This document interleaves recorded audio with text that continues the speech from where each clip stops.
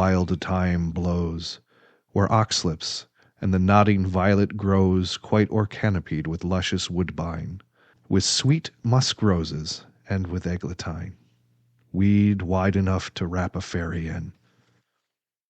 It was warm enough in Minneapolis this weekend. I finally got my garden planted. It's nice working in the dirt, watching the earth come alive, all the buds and shoots starting to come out, and you can hear the birds singing. Inevitably, this time of year, as spring rolls in, I start to think of Shakespeare. Today is Shakespeare Day. April 23rd, 1616 is the day he died. He may have been born on the same day, we're not quite sure. We have his baptism record from April 26, 1564, so it makes sense that a few days prior he may have been born. I associate Shakespeare with springtime because when I went to university, there would always be the spring show, Shakespeare at the Rock, performed outdoors. And inevitably, the rehearsals would go well, and it'd be lovely to be outside as things warmed up. But when the performances rolled around at the end of May, it always would be cold again.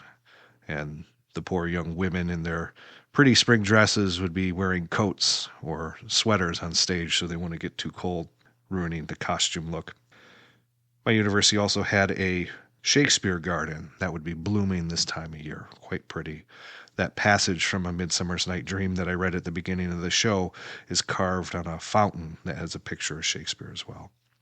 Shakespeare is known as one of the most important writers in the English language, having written over 38,000 words. And we have to remember that this would have all been done longhand. While the printing press was around, it was not something he would have composed on, and it was not something he would have used to distribute all those words to his casts when the shows were being performed. That's kind of amazing just to think of the time it would take to write out one of these plays longhand, and then for somebody else to copy out the parts for each of the actors. That's where the term roll comes from, because when the actors were given their parts, they were given them on a roll of paper with only the preceding line as the actor's cue and then the line that the actor spoke. They never got a full copy of the play. But when you're asked how big your role is, not only are you asking how big is the part, it's literally how big is that piece of paper that your part is written on. We think of Shakespeare as some lofty playwright now, a poet, ranking high above all others in the English language. It wasn't always that way. There was a specific date in 1894 when the upper class staked their claim to Shakespeare and changed the outlook of arts and culture in this country. They're known as the Shakespeare Riots, and they took place in New York City. Short version of the story is William Charles McGrady was considered the greatest British actor of the time, classically educated and an intellectual. He was the darling of the upper class. On the other side was the then up-and-coming American Edwin Forrest, who was more of a ham, but he had the support of the working class and the common folk. The one-time friends turned rivals over a dispute of the interpretation of Hamlet's line, "I shall be idle." As a result, pollsters went up for mobs to gather in support of Forrest and his performance of Macbeth. The upper class, feeling threatened, of course, called upon the mayor to deploy troops, and the two sides bore down on each other, and the inevitable happened. Fear led to the armed troops firing into the crowd and killing 25. The fallout was that the public was driven out of serious theater, and Shakespeare was put up on a pedestal from which he has not been knocked down. So, in celebration of Shakespeare Day, I will read you a sonnet. This is Sonnet 64.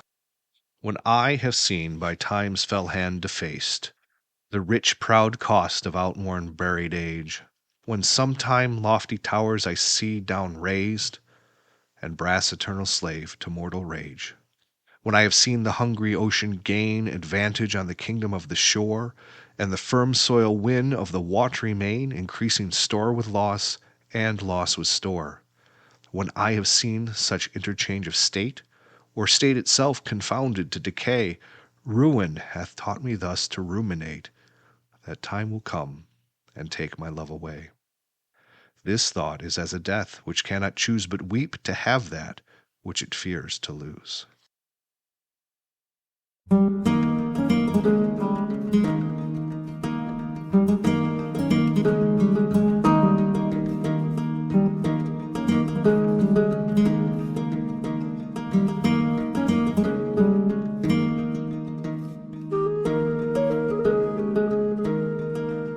This was The Measured Pencil with Wes Nelson and Stephen Murray.